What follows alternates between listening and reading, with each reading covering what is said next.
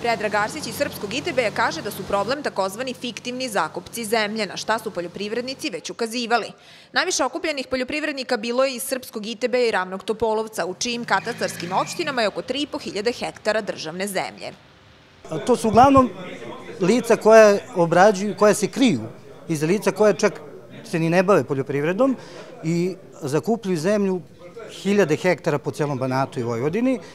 A ovde, što vidite danas ovde, to su ljudi koji hoće samo u svojim katastarskim opštinama da zakupe zemlju, da prehrane porodicu. Iz Komisije za izdavanje državne zemlje u zakup kažu da se ne radi o odlaganju prvog kruga licitacije, već da će biti izuzeti oni koji nemaju prebivalište u opštini Žitište. Takvih je najviše u Žitištu, Hetinu, Srpskom ITB-u i Ravnom Topolovcu.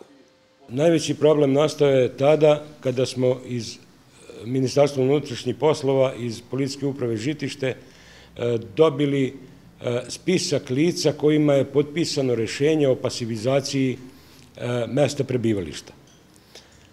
U principu, rešenja nisu pravosnažna, a stav je takav da se sva ta lica kojima je potpisano rešenje izdvoje iz ovog prvog kruga. Ima lica koji su u međuvremenu doneli druga rešenja, ako odgovaraju potrebnoj dokumentaciji koju smo zahtevali, bit će uključena u licitaciju. Jako je puno problema, sistemski nerešenih stvari i detalja u svim segmentima, tako da imaju mnogo razloga za nezadovoljstvo.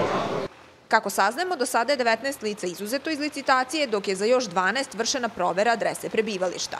Poljoprivrednici su nakon postignutog dogovora napustili zgradu opštine i uklonili ispred parkirane traktore.